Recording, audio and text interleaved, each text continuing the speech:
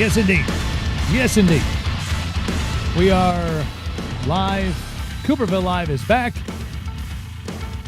at its regularly scheduled time, and we are so glad that you are a part of it. We got a show today. Oh, we got a show today. Super excited. Hope you are too.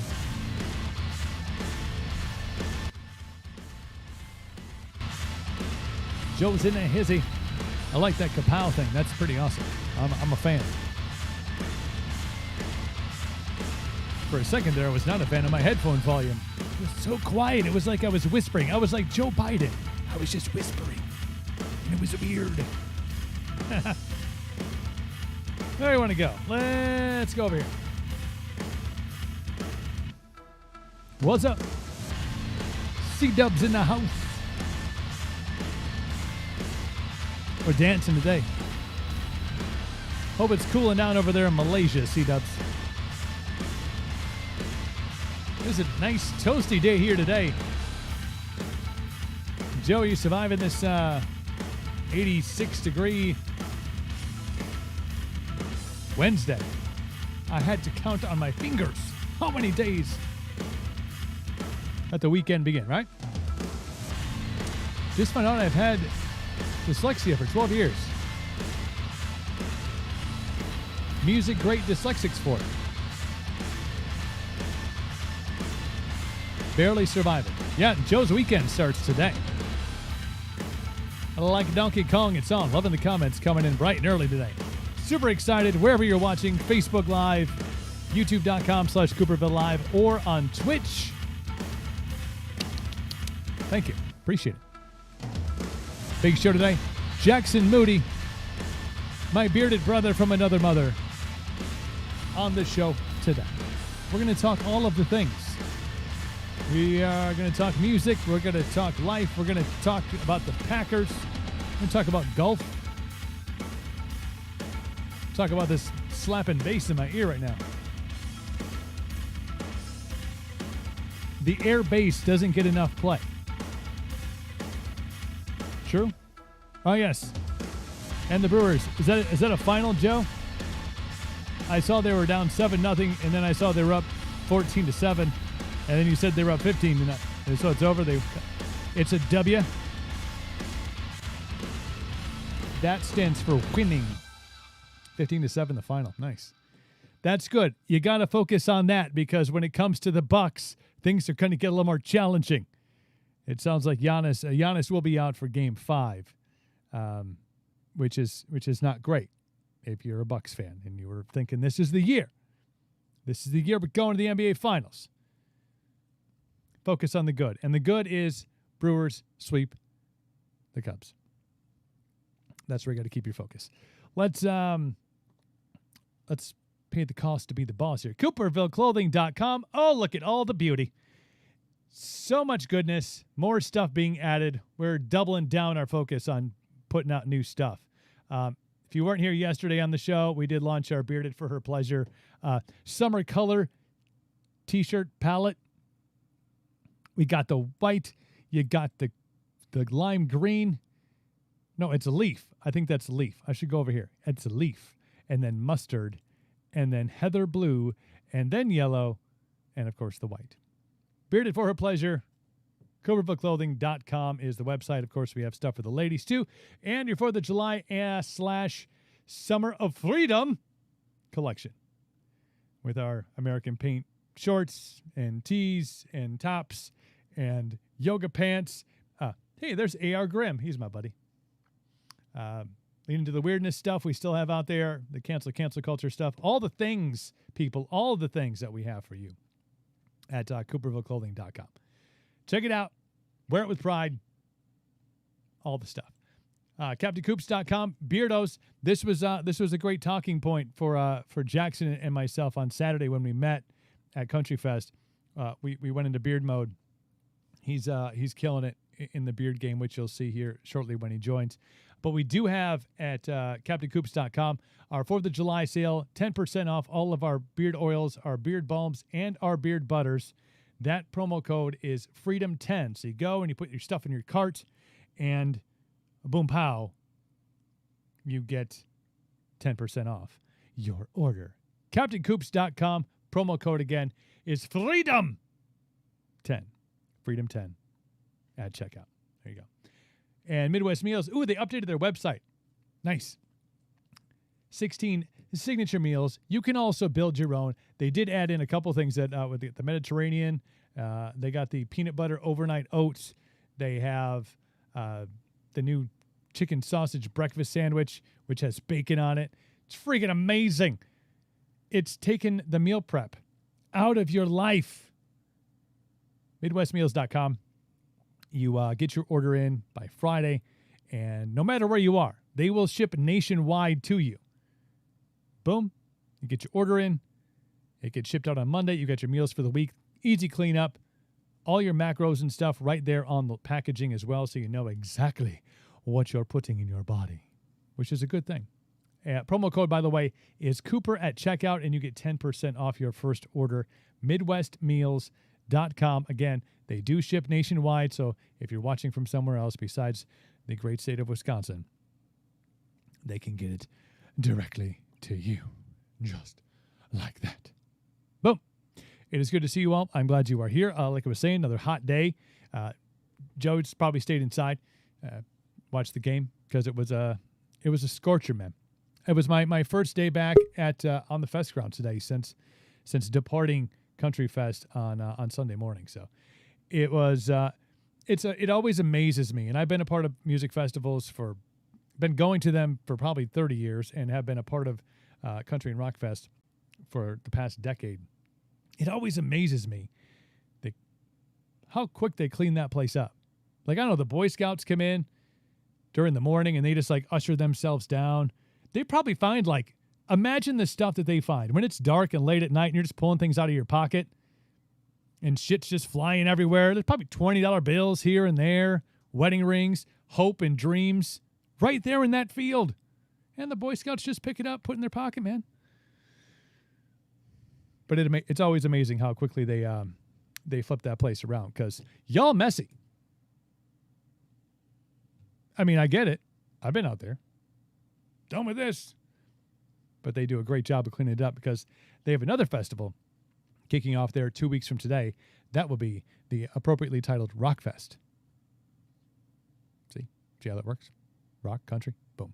But no, it was a great day out there, getting things turned around and ready for another music festival. And it was just a blessing to see live music back in that magnitude as we got to see. And you've heard me talk about for the last 2 days since we've had the show that it was great to see. And what I love most, besides the live music aspect, is meeting new people. You know me, that's my jam. I love new people. And when you can bond with somebody over facial hair, I feel like there's a brotherhood, a bond, a je ne sais quoi, if you will, that brings people together. I met Jackson Moody. He was playing with Jessley on Saturday. And 4 days later, he's on the show. Do you see how these things work? It's not by happenstance. This is the miracle of the universe, my friends.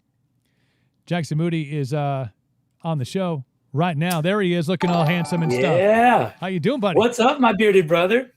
The dream, man. We're living it. Dude, how about my crew? Dude. Kicking some butt. I got to ask you, how good did that feel? Man, well, I was watching it. I got MLB TV down here, and seeing as we're not in a blackout market, right? I get to watch every Brewer game pretty much, as long as they're not playing Atlanta and Cincinnati. Yeah, those are the two that we can't get just because blackout restrictions, all that fun stuff. Which they're already stealing so much money from us with all these different packages we have to get. But then on top of it, you can't watch a couple games, which kind of sucks. But man, yeah, I was watching it. You know, we put that kid in there, and he did good. You know, what can you expect? He's out in Nashville. I've seen him play with the Sounds a couple times, and I love the kid.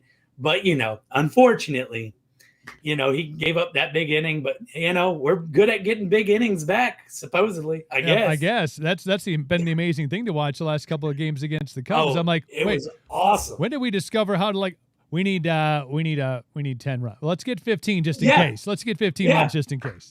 I don't know how that happened because 2 months ago we couldn't buy runs. We tried. It was hard to get 4 on the board. I know. Like, remember when Keston Hero was going to be the hero, and all of a sudden we're like, oh yeah, nope. And all of a sudden now he's back and he's got his like Stella got his groove back. He's got the mojo back. And who would have? I mean, you know, after the campaign he had or probably more like 2 years ago. 2 years ago, yeah. That like breakout. I mean, who would have thunk that he was going to find a little slump? But hey, it happens to all baseball players, I guess. It does, man. He's just back at it now. Feeling good, and a good time too. I think there's, you know, everybody always focuses on, you know, get to September and that's when things are important. But you don't, September games aren't important unless June, July games are mostly in the win column. You know, September is just like exactly. Yeah, you gotta have those, or you're not gonna make it to September. So I don't know if I asked you this on Saturday when we met, and we'll get into our you know, meeting of the mind story here soon. But yeah, are you originally where are you originally from? Are you from Wisconsin originally, or there's just some sort of weird?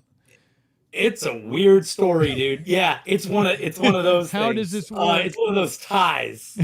So my mom is from Wauwatosa, right outside of Milwaukee. Gotcha. So she went to like Tosa West, all that fun stuff. She's the tie to Wisconsin. Gotcha. My dad's from North Carolina. Pro sports in North Carolina, college sports, different ball game, but pro sports in North Carolina, yeah. So as a kid growing up, obviously it was all Packers, all Brewers, all Bucks, all the time. Yeah. So, and my grandma back in the day, she would actually remember when VCRs were a thing. Ah, yes, memories. Any listeners out there used to own a VCR or still have one? Well, my grandma would tape. So I was living in France. I spent 21 years out there, and I'll tell you how that happened. But I was living there at the time, and you know, as a 6-7-year-old kid, I was all about Packers all the time. And this is before you could stream anything. Yeah, like we had a really crappy, like one of those Macs, those box Macs that looked like a TV, and we couldn't stream anything. Obviously, that streaming wasn't a thing.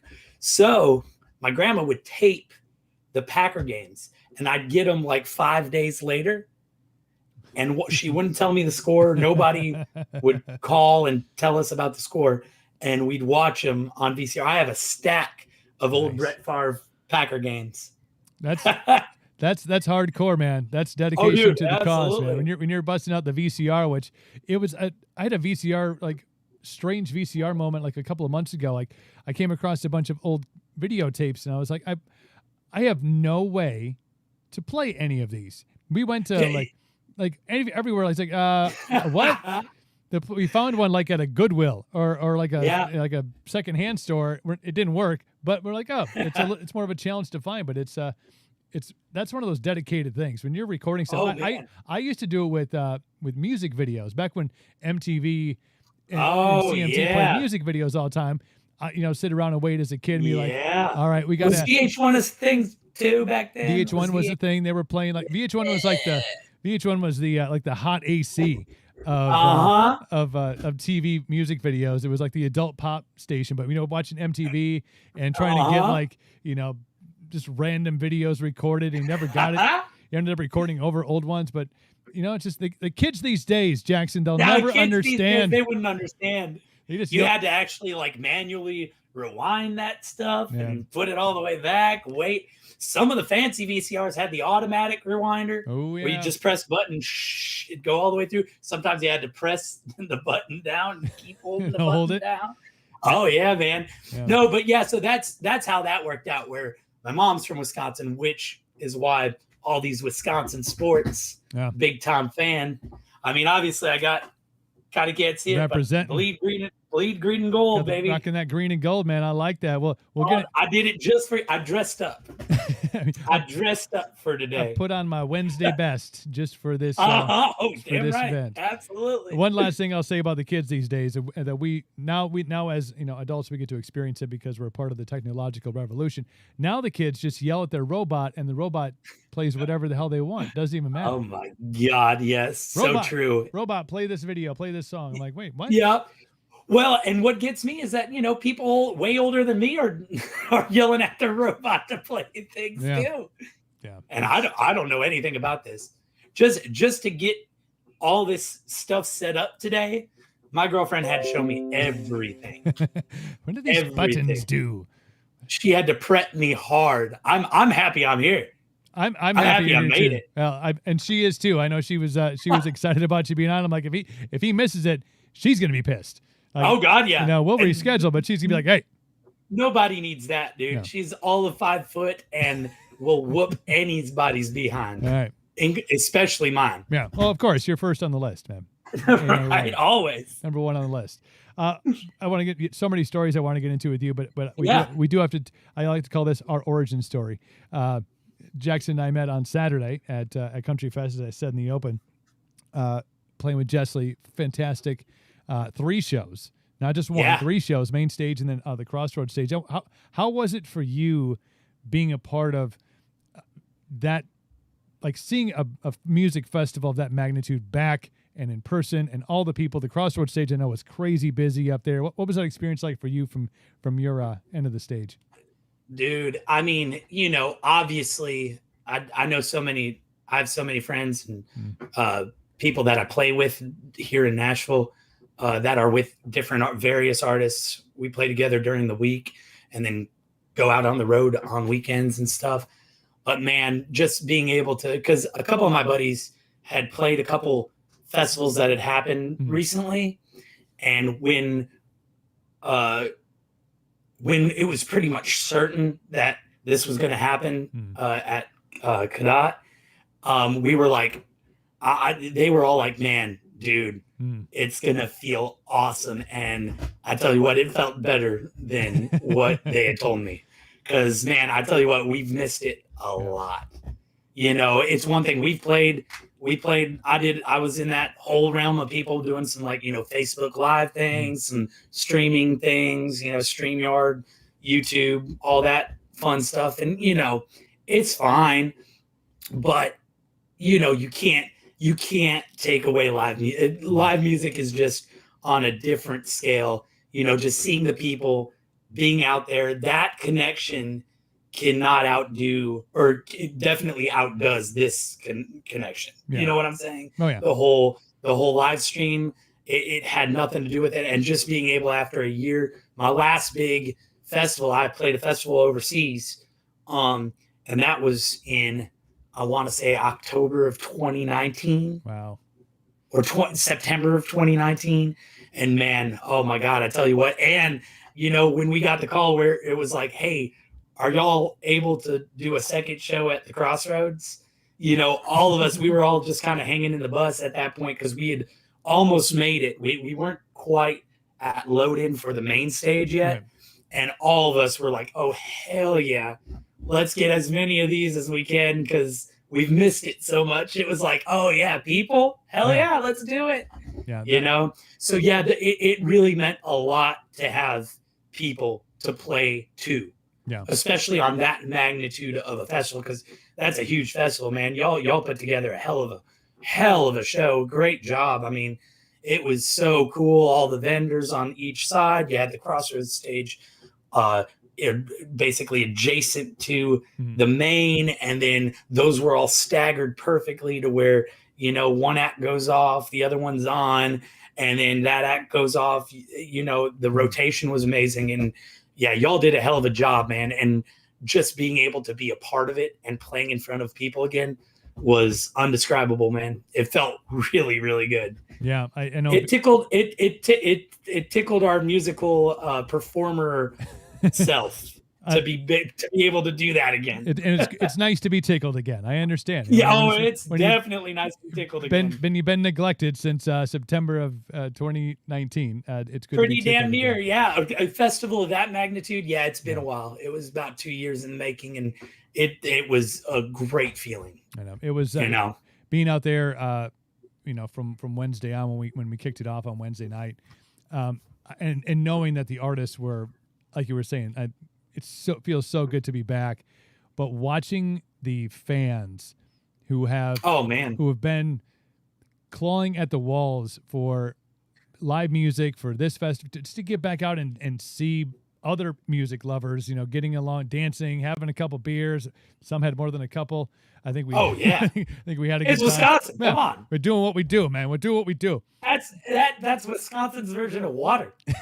We're gonna start slow. We'll start slow with a Bud Light today. Okay, good. Yeah. I'm just gonna ease into it with a Bud Light, and we'll see where the night takes me. Yeah, look, ooh, we found some Jack Daniels. This is amazing. Yeah, that wonderful. happened. Yeah. Oh, maybe I'm getting a little out there. I need some vitamins, a little Bloody Mary with a Miller Lite chaser. No problem. New Glarus chaser, whatever. Yeah, good. Go. Let's go. Life up here is about balance. It really is. It is. Absolutely. But yeah, no, man, it was unbelievable. And kudos to all the music lovers out there that came out and supported the festival and really gave 110% as much as the artists did. That both, I mean, from the footage I saw from the day before that day too, but also on Saturday, man, like it was, I mean, you were there. It was pouring. Yeah. Like it was torrential downpour. And man, they were out there, ponchos, some just shirtless, just raising hell and having a great time. So, kudos to them. Like big shout out to everybody who went to the show because it was awesome. It was really cool. Side note, Amy just shared the stream, so thank you, Amy, who's watching. Oh, there she goes. May or may not be watching at work. Can't confirm or deny any of this.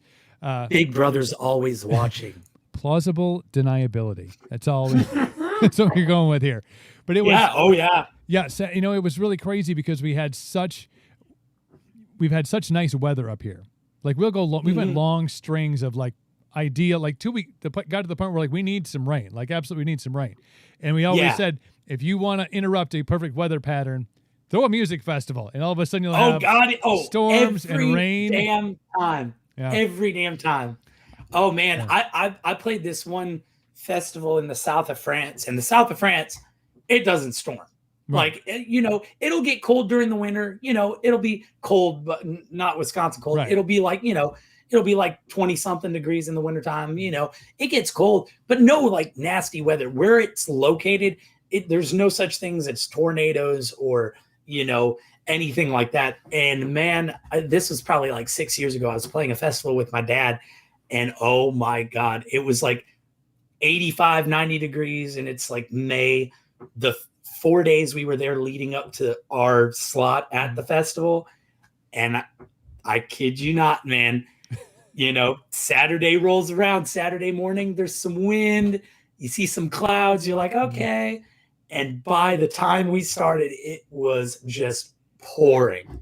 And I'm like, yep, this is normal. This makes total sense. It's a good lead into how you ended up in France. Oh yeah. That was a good, so I'm in France. That's our exit. How did you end up in France for that long? Perfect segue. Yes. So as I said, my mom's from Wisconsin, dad's from North Carolina. Wild thing is they met in Switzerland. My dad was playing a festival out there. He played with a man named George Hamilton IV, who's he's a member of the Opry, country legend from the 50s, 60s. A Rose and a Baby Ruth. Great song. Go check that out. Rose and a Baby Ruth. A Rose and a Baby Ruth. Yep, that was his big hit. And so my dad was his guitar player and one of his backup singers.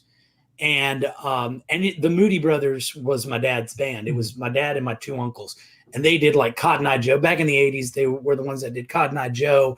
They had a couple other Grammy nominations back in the day. And so they toured quite a bit. So he was playing a festival with the Bellamy Brothers out in it's called Grindelwald, Switzerland. Beautiful place. And that's where they met. My mom had friends there that she was visiting. They met there. They moved. They ended up keeping in touch. She moved back to Wisconsin. He moved back to North Carolina. And they did this kind of long distance thing for probably a year. And then she moved to North Carolina to be with him. And he moved probably a year later to Nashville in 1989, 1990. And then I was born in 91, and he was a songwriter, producer, musician here in Nashville. And I was born here in 91. And then he got a call from Disney to do music for their new park, brand new park that they're opening up, to be kind of like a musical director for them. And they were doing a Billy Bob's replica, like the Billy Bob's in Texas. They were doing a replica at the downtown Disney. That's where all the adults have fun when the kids have ridden all the rides and they're tuckered out. Yep, tapped they out. go to bed. Parents go party on downtown Disney. And there was this like Billy Bob's bar, and it's still there today in downtown Disney in France, in Paris. It's right outside of Paris, probably about 45 minutes outside of Paris. And he got that job, and I was about 6 months old. And, you know, him and my mom and my uncles and my cousins that were already born at the time, we all moved to France. And I spent 21 years there and moved here when I was 21. Wow, man. Moved to Nashville when I was 21. So totally different upbringing. Yeah, I bet it's a little bit different. Oh, very different. Didn't lose the American in me and the American that comes out of me. Right. I can still, people usually don't believe that I'm from there. And I'm, you know, I as a 6-month-old baby, you know, I grew up always having both American and French, even though my parents aren't French. But, you know, I got citizenship and stuff like that too. So I'm a dual citizen. And it was one of those things I always grew up being both. I was always like, yeah, no, I'm both. You know, there's certain things about me that are very French, certain things about me that are very American. And that just kind of combines into a melting pot. Perfect blend that makes Jackson Moody who he is today. There you go. Yeah. That's crazy though, man. But I imagine that brings you, you know, not only because of you know, your dad and all the things that he was into, all the things he was a part of, but also you're just kind of surrounded by in this entertainment, you know, vibe between Disney and Nashville and all this stuff. So it'd be weird if you turned out to be like, you know, a dentist. Like a dentist or a lawyer. I don't think I'm going to go into be a lawyer or, you know. Food service. And that was always the thing was, you know, as a younger kid, not like too young, but when I was like 14, 15, even though, you know, I started playing at the age of 2, I played mandolin and guitar by the time before I can remember, really, I've been playing instruments. But, you know, when I was like 13, 14, that kind of when you hit your kind of like rebellious side and just like, you know, it's like, yeah, I play guitar, play a little bass, play mandolin, but I'm not going to do the whole music. I didn't want to do what my dad did. Gotcha. It's one of those weird things where you're like, I'm looking at other things. I wanted to be a vet. Yeah. I wanted to be a chemist at one point. There were some weird things I wanted to be. But, you know, by the time high school hit, you know, I started a band with a bunch of French buddies. We called ourselves Angel's Kiss. That was the first band I ever was a part of. Nice. And the guitar player was this nut of a Guns N' Roses, Motley Crue, Poison fan. And we ended up doing this hard rock thing in France. And we actually kind of did pretty well, surprisingly well, because we were playing this very American music in Europe. Yeah. And a lot of festivals sought us out as high schoolers. And, you know, we opened up for Deep Purple at one festival in outside of Paris, which was freaking dope. As a bunch of 16-year-olds were like, yeah, smoke on the water. They were like, oh yeah, this is awesome. But you know, it's one of those things where it kind of, I guess I was always gonna, you know, gravitate towards music. Yeah. You know, it was kind of inevitable. And by the time I was 16, I was like, yeah, this is all I really want to do. Yeah. My granddad and my grandmother were both musicians too. My dad's parents, both of them, that's how they met. They were in different bluegrass bands in North Carolina and they met at a festival. And, you know, it's just, and one of my great uncles is, you know, I mean, he was playing with Bill Monroe back in the day. Wow. And, you know, it's Clyde Moody, his name was. And, you know, it's just something that was kind of always there and festering and simmering until I hit the age where I was like, you know what? Yeah, it's okay to be a musician or to be an artist, songwriter, you know, it's okay to do that. It's a DNA thing too. And especially when you when you grow up, not only with that, you know, in your blood, but all the stories that you hear. I mean, it's not the, you know, the typical stories around the campfire, stories around the dinner table. It's like, oh yeah, this one time, me and Bill Monroe were hanging out after the show. Yeah. It's just different. But I can see what you're talking about when you say that rebellious window of time when you're like, these guys and their music. I want to be a chemist. I'm gonna develop some things. Yeah. I get that. I understand. See, there was like you said, a small window, and it was really small. It only lasted about 2 years of time where it's like, no music. I want to be something different. I want to create my own path somewhere, which at the time you're too young to understand. You can create your own path at the same thing that your parents did. Yeah. Still do something totally different, because the music I write isn't the same as my dad's. The music I play isn't the same as my dad. Isn't the same as my uncles or my grandparents or my great uncles. And it's always one of those things, though. There was, like you said, that small window of time where it was like, maybe I want to do something different. Yeah. But it's always funny because it's one of those things that even as a kid hanging out. So my dad launched this project, which I'm a part of now. I'm their lead guitar player, called it was called Burrito Deluxe. We're looking for a different name, but it was a spin-off of the Flying Burrito Brothers. And I have pictures of me when I was like 10 years old and hanging out with Garth Hudson from the band, who played with, Bob Dylan and all them. And, 10 years old around a piano, kind of looking at what he was doing. And as a kid, you didn't really think about that. Yeah. And I'll go back. My mom, I got to meet up with her for her birthday after the festival. And she brought back some of those pictures for me. And she's like, you got to keep these. These are really cool pictures. And it's like, yeah, it was cool getting up on stage with a bunch of those old rock and roll legends and playing, Take a Load, The Weight, Take a Load Off Annie. It was cool as a kid being able to sing a verse on that with a guy who was a part of the band that made that happen.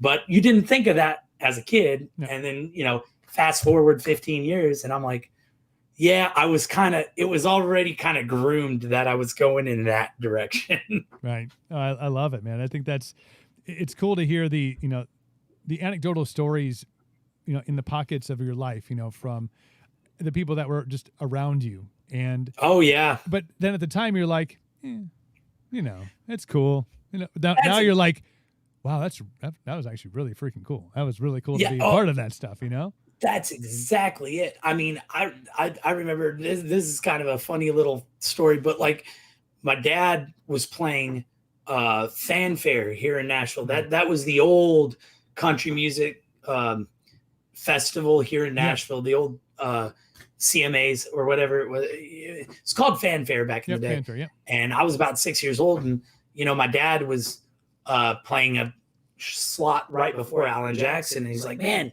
hey, because Alan Jackson was one of my favorites as a kid growing up. I used to have this like rocking horse, and I'd always have my mom put on Alan Jackson so I could rock my rocking horse to Alan Jackson when I was a toddler. And he's like, hey man, Alan Jackson's here. You want to come say hi?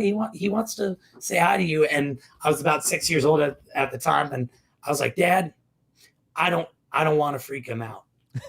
I don't want to mess with his head. 6-year-old kid who isn't anything. I don't want to mess with his head. No. And stand back. Dude's gonna miss his mark. Yeah, right. Throw him right. off. I love AJ, and I've seen him live several times. But Jackson, you moved around on stage on Saturday morning more than that man has moved on stage in his entire career. He's on the mark. I love him. Oh yeah. But that dude is on the mark, and he's staying right there in the X, man. Oh, absolutely. Yeah. There's some like that. Like, I mean, the Eagles, same thing. Eagles, nothing crazy showmanship wise, but man, I could sit and listen to them for 10 hours if I could in a venue. Yeah. George Strait was kind of a on the mark guy too. But he on the mark. He would start to venture off a little bit, he was, give some high fives to people, shake some hands, a little acknowledgement, and then Garth just changed the whole game. Absolutely. Now we're jumping off stages and doing skydives and flips and stuff. And that's never something I actually it's just when I'm on. It's so much fun being up there that I have to move around. I can't stand in one place. No, I can't. that energy too, especially when you've had pent up energy for 2 years to be on a stage. You're like, I'm gonna let it out, man. I'm gonna let it out and have a good time. Yeah. No, it's so good. I moved more than I have definitely in the past 2 years down on Broadway. I can tell you that. So when you come back to Nashville after 20 some years over in France, like, is it like, are you in the game now? Or are you just like, this is my jam? Are you just, you're in the Mecca, you're in where, you know, I wouldn't even say it's like the country music Mecca anymore. It's like all genre music. Mecca. It's just a music Mecca now. Yeah. And you're in it, living it. Yeah. So it was kind of like that. Well, when I first moved, it was like, you know, because I was playing music in Europe and saving up a bunch of money. And I was like, listen, I'm going to move. I'm going to have get a little apartment, be able to, you know, put in like a year's worth of rent backed up so that I'm like, you know, I'm going to focus on this, go heavy, you know. And I did for about 4 or 5 months. And then I got a publishing deal, actually writing songs for a publishing company. That company, after I signed, a year later, that company folded. And so I tried to hold on a little bit. I kept on writing. All throughout this, though, I kept on writing with people, by myself. It didn't matter. I was co-writing and writing by myself. And then, you know, money becomes tight and, you know, bounced around, you know, different bars, bartending usually, because, you know, bartending is one of those things. It's like, hey, if I get a gig on this particular night, like playing like a songwriter thing, hey, can you cover my shift? And more often than not, especially downtown, you can make so much money as a bartender where all the other bartenders be like, yeah, we got you. Go do your thing, you know? Very cool. And that lasted about 4 or 5 years of playing music all while bartending just to be able to, you know, make some money to pay rent and pay for gas and stuff like that. And then I was working at this restaurant downtown with a guy named Matt McKinney. He wrote Dick Down in Dallas. And I ended up leaving this restaurant we were both working at. We were co-writing a little bit, and we co-wrote a little bit later after we were both done with that restaurant. And one of my good buddies who used to actually play with Steve Virginia in a band that we had named South of Somewhere. Nice. And he was like, hey, man, we need a bass player for this day on Broadway. And I never really considered the Broadway thing because when I first moved to Nashville, I was going to be a songwriter. Right. Like I love live music. I love playing live, obviously, as you could probably tell. I love it. I noticed on stage. I saw it. But I was like, I want to be a songwriter. So I never thought Broadway as a job in some ways. Not like your typical job, because I'm still having a blast doing it. Even today, tonight I'm going to play a show down there. And, you know, I still love it, but it's different. You know, I didn't want it to take away from writing my music. And I thought it would conflict. Turns out I played those 3 shows with them. They kept on calling me. This songwriter named Matt Poling, who's also an artist downtown, he had me on a few different shows, festivals, kind of all over the place within that year. And at that point I was like, I can play my music, write my songs during the day, play my music at night and on the road on weekends, and not need the whole bartending thing. Right. And that's where we are now, you know? And I feel very, very fortunate because, you know, there's a lot of people moved to Nashville, and, you know, you could be a big fish in your pond, wherever you're from, but you move to Nashville and you turn into a minnow in an ocean quite quick. Yeah. And so I feel very, very, you know, fortunate that I've been able to play music for a living, you know, and do it.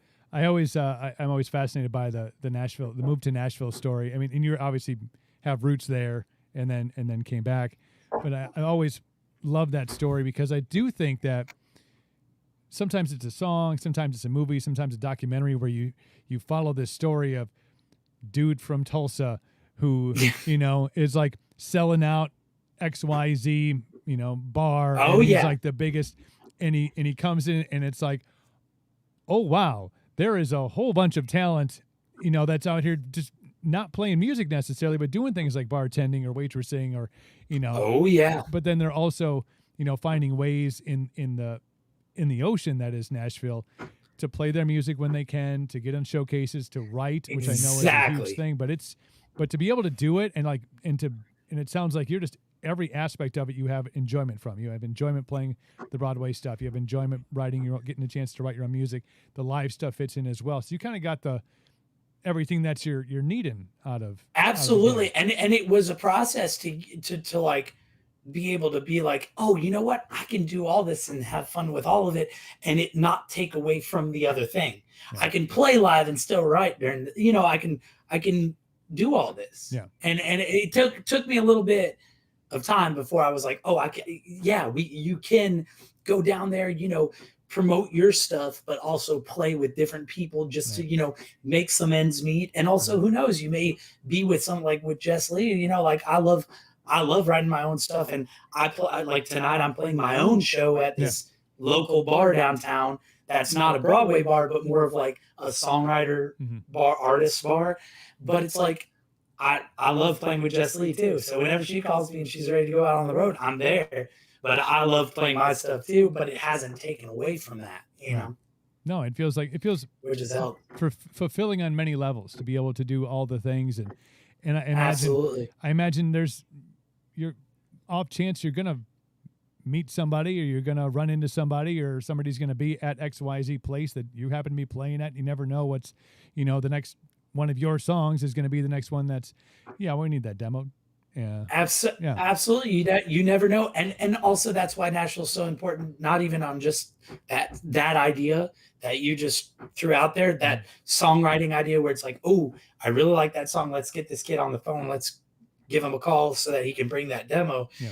But even on the musical front where it's like, I just saw this kid play. He's only been in town for 2 months. I need him to play guitar on this track or that track because that's exactly the tone that I need for my record or this guy's record. If I'm producing somebody, it's like I need that tone right there. Yeah, and it's important.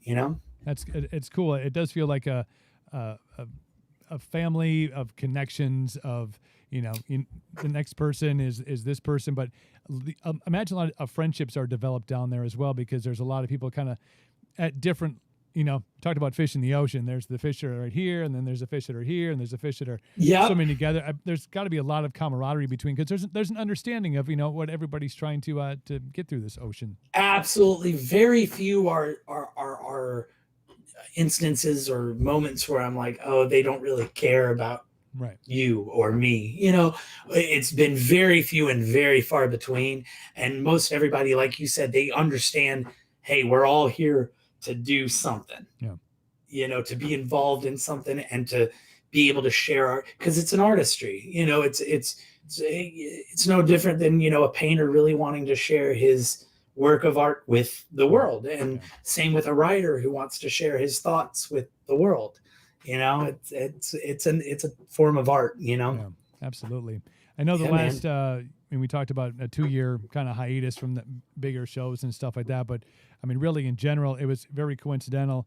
I was supposed to have Jess Lee on 2 years ago, a year and a half ago.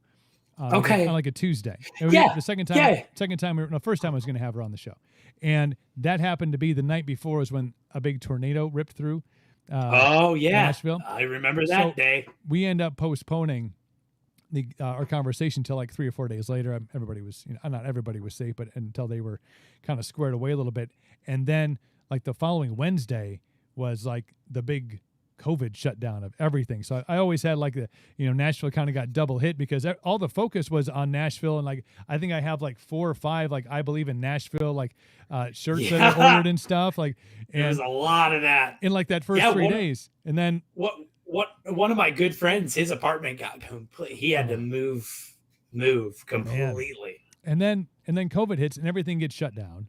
And I was like, man, it sucked everywhere. But man, y'all good? Like, is everything? Like, dude. Yeah. It was a crazy year. Just to tack onto that, and most people don't know, even though one of them that I'm about to say, people definitely knew, but that whole year, the whole 2020, you have February tornado, you have March COVID shutdown, you had floods in June or July. I want to say maybe no, maybe September floods that I mean, there were some deaths. It was bad flooding.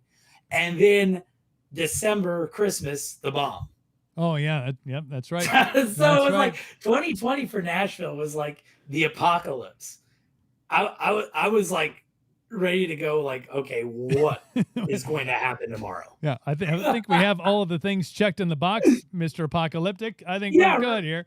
But right, it was like an endless sea Yeah. of just devastation. right, you get over one thing, and then oh, here we got something else on the next page of this book. I don't know if I like. Oh yeah, not a page turner.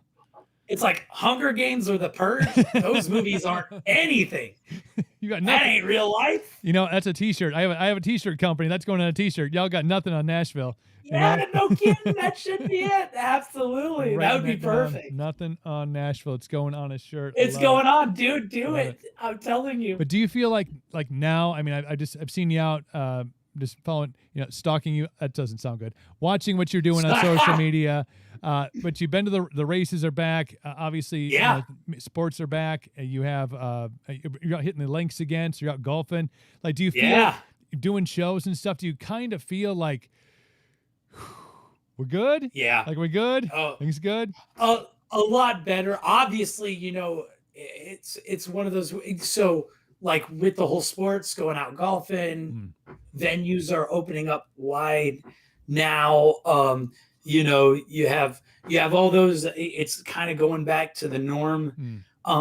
Obviously, there's that little thing where like I got my first shot a few weeks ago, and then my second shot I'm getting this coming Monday, because like in Europe, I mean, you can't go unless you got the shots, because they don't want to take any risks. Yeah. Because they got like because you have so many cities that are literally on top of each other, because it's smaller. They're smaller countries. Like, you can't just move to Wyoming and say, I'm not going to come into contact with anybody, so screw it. Because there's and 8 people totally there. fine. Yeah. All 8 people in Wyoming. I'll be fine. Yeah. But over there, it's any little thing, and places like Italy or France, they're so dependent on tourism, where it's like, we don't want to screw this thing up. Yeah.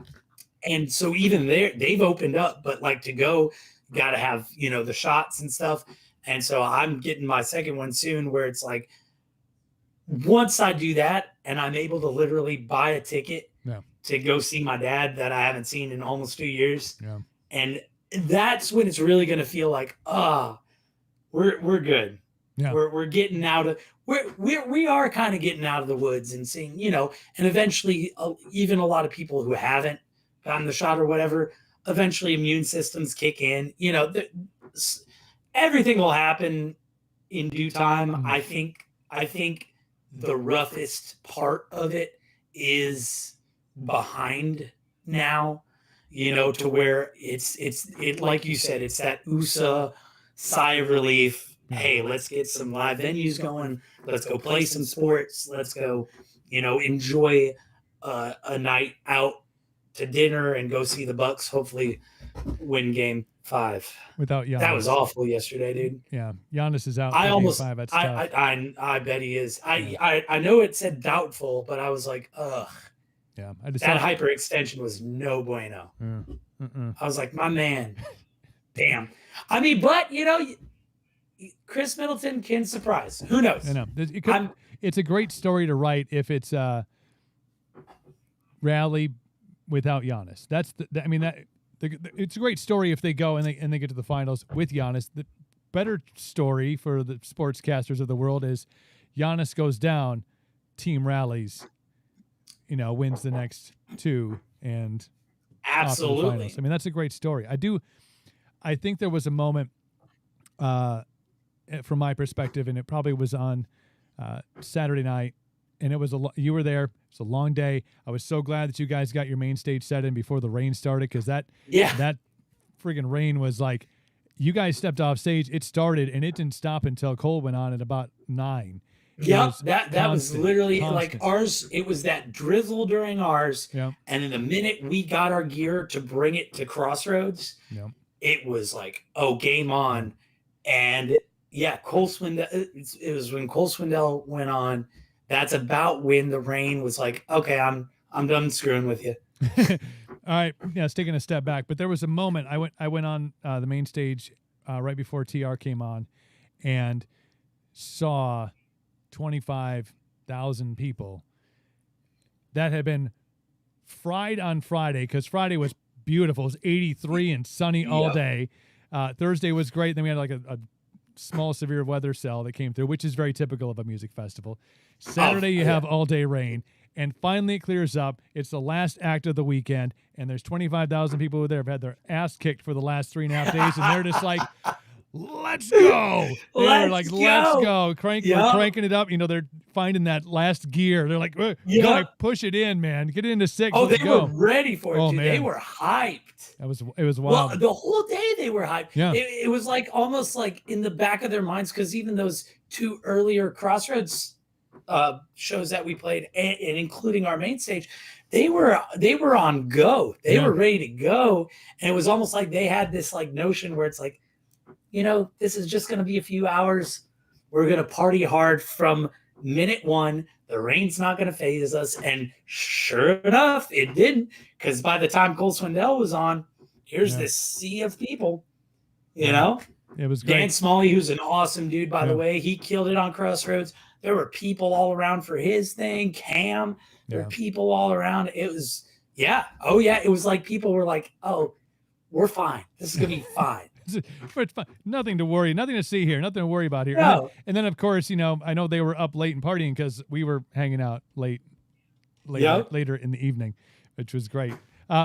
Amy just jumped on and said, "Let's go, Suns." I'm guessing she must be from. She's from Arizona. She is from Arizona. Okay. She's from this little town called Parker, Arizona, and the Suns are finally good. I told her, I was like, listen, Suns Bucks finals would be awesome.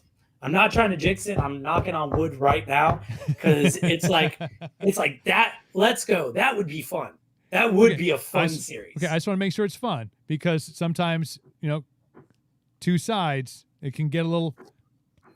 Oh, dude. Hey, we already bought our tickets for Brewers versus Braves. Nice. 3-game series, end of July in Atlanta. Ooh. We're going. She's an Atlanta fan, which is weird, from Arizona, but it's because they only had TBS in Arizona when she was a kid. Yeah. So they only broadcasted like statewide Atlanta Braves games. So she grew up a huge Braves fan. So we're actually going for the Hank Aaron Day in Atlanta. Nice. For the Brewers versus Braves. It's going to be awesome. It's very cool. And I've got all my Brewer gear.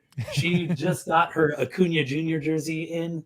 Yeah. And we're ready to butt heads and have a bunch of drinks and make up afterwards. Yeah, make up after the series is over. No, I understand that feeling, because when I was growing up, like, I had to fight the Cubs urge, because WGN was always the station playing Cubs games were all that were on up around here. You couldn't get a Brewer game up in this part of the state, which you know, thankfully I fought that urge off, and I feel, you know, better about life choices. And, good for you. Good about stuff. Staying steadfast. Yes. Well done. Well done. I have put my flag in the ground, and I will stand. Not today, Satan. It's one of those not today, Satan moves where it's Satan. like, oh yeah, I know you want me to like them, but no. No, can't do it. No, can't do it. Hey, Jackson, thank you so much, man, for being on the show. It's such a great time. Dude, I feel like you and I we could chat for hours on end. I think let's have you back on sometime soon. Maybe I want to know after the NBA finals are done, and after your Atlanta Milwaukee series. Let's do it in August. Talk about survival. Let's do it in August again. That'd be great. I'd love to. We'll talk about survival tactics. How did you get through? Perfect. At that point, I'll have a bunch of anecdotes. Hopefully, we'll have both that Brewers. Well, obviously, the Brewers Atlanta series is going to happen, but then hopefully we have the Bucks Suns, so that I'll be able to come on here and say how much shit I gave her or she gave me. So that'll be perfect. I love it, man. Yeah, man. I'd love to chat again, dude. This was fun, Coop. 100%. Jackson, let people know where they can find you on social media.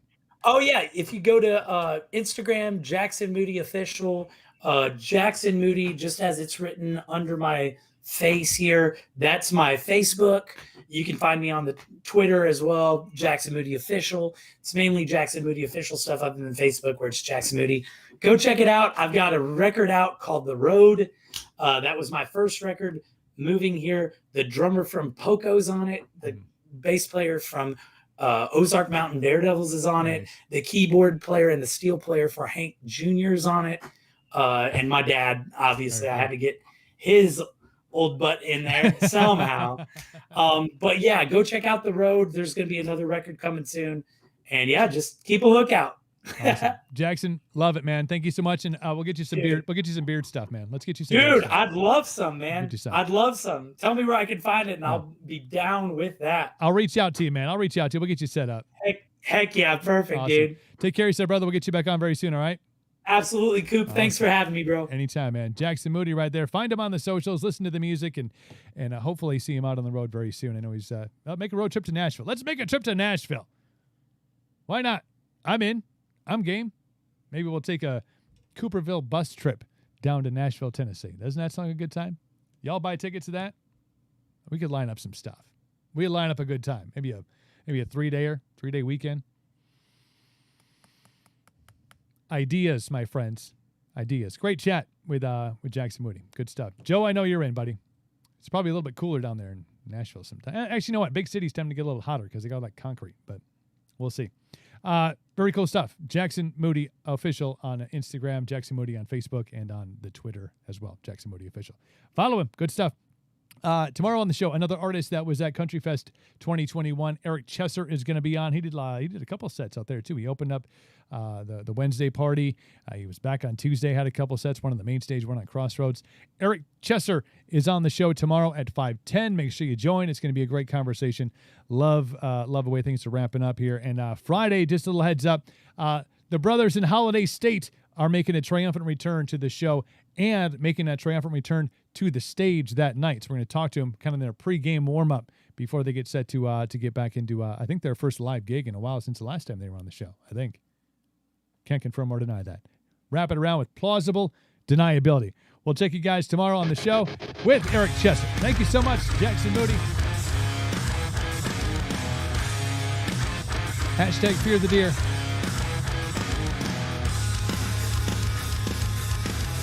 August will be a good time to talk because then we'll have our quarterback situation figured out maybe by then. Perhaps. Hey, Fade, I see you in there. Thanks, brother.